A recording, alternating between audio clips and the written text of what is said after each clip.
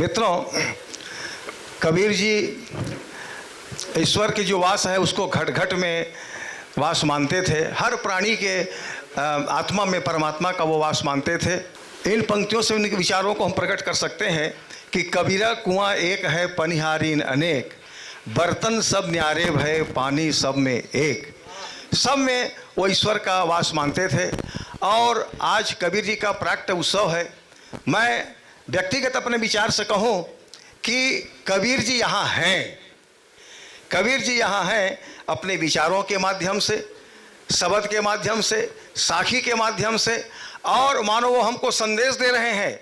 वो पथिक जरा विश्राम करो, मैं बोध वृक्ष की छाया हूँ, इस महासमुद्र में जीवन का मैं गीत सुनाने आया हूँ। कबीर जी ये संदेश लेकर के आए हैं और इस विचार को आगे बढ़ाने के लिए मैं डॉक्टर अरविंद मिश्र जी बहुत ही प्रखर वक्ता हैं। साहित्य से लेखन में हमारे इंटेक के राज्य संयोजक हैं। मित्रों, मैं इनके सम्मान में ताली बजाने के लिए आपसे आग्रह करूंगा और सम्मान के साथ हम उन्हें सुनेंगे डॉक्टर अरविंद मिश्रा जी को। गुरु जी प्रणाम। देशमुख सर, राठौर जी, दीनदयाल साहू जी और हमारे क्या बताएं बहुत अजीज दाऊलाल जी और मेरे सभी साला और सालियों,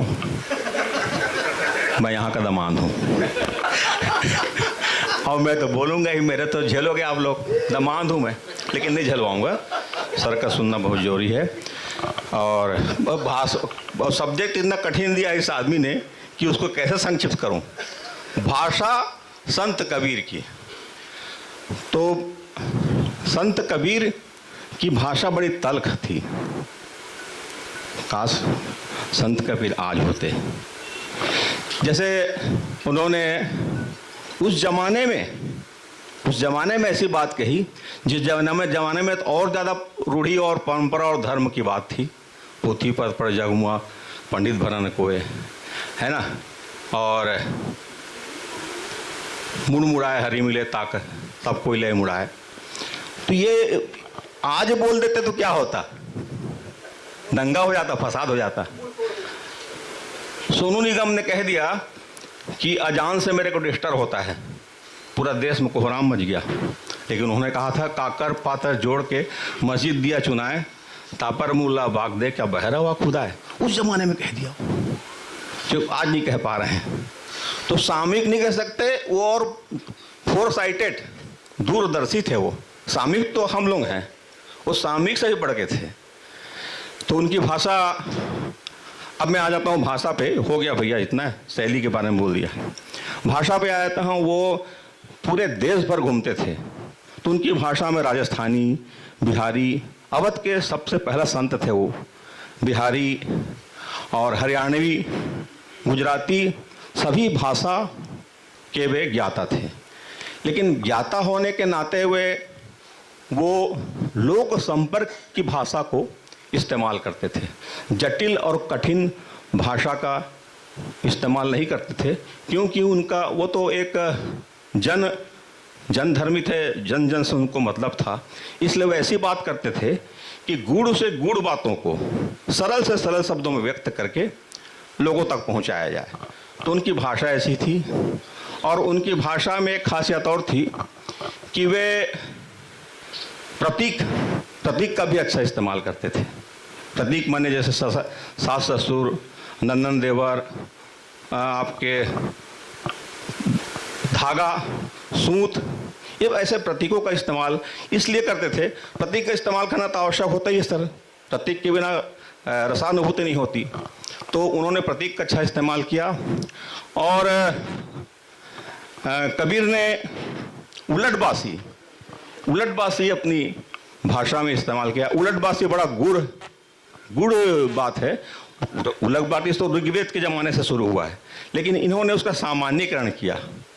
कबीर ने उलटबासी मतलब यह है कि वो तत्व ज्ञान की प्राप्ति के लिए माने अपना जो समान विचारधारा है उससे उलट कर चलना, तो कितना कठिन काम है। तो तत्व ज्ञान के लिए, पूर्ण पुरुषार्थ की प्राप्ति के लिए उलटबासी जो लोगों के समझ से परे था, क्योंकि उनकी शैली रहस्यात्मक भी थी। खंडनात्मक थी। खंडनात्मक इसलिए कि वे खंडन करते थे परंपरा का। जिज्ञासात्मक शैली थी उनकी भाषा की, रहस्यात्मक शैली थी, खंडनात्मक शैली थी। क्या क्या शैली उनकी नहीं थी जो अभी हम आज के साहित्यकारों में उन शैलियों को देख ही नहीं सकते इतना। और शब्द भंडार उनका इतना अधिक था कि वे उनके संपर्क में कौन थे, लोहार, सुनार, कलार, तो इनके शब्दों को लेते थे वो। जैसे खाखरी, ये लोहार का शब्द है, खोपड़ी, करकन, ये कछुआ, ये शब्दों का इस्तेमाल करते थे। उसके अलावा वो फारसी शब्दों का भी इस्तेमाल करते थे। जैसे फारसी में आपका दीदार है, इस अरबी का इस्तेमाल करते थे। तदबीर है, तुम्हारा जुल्म है, अत्याचार को जुल्म कहते हैं। तो इस तरह से उन्होंने काफ़ी शब्द भंडार का, अच्छी अच्छी शैलियों का उन्होंने खूब और उन्होंने इतना खिचड़ी बना दिया था भाषा का कि उन्होंने आचार्य रामचंद्र शुक्ल उनको कहते थे कि ये क्या सुधक्कड़ी और पचरंगी भाषा का इस्तेमाल करते हैं। ये भाषा का इस्तेमाल किए, इसीलिए वे जन जन तक पहुँचे। और आज हम उनके स्मरण में उनकी भाषा को याद करते हुए अभिभूत हैं। धन्यवाद।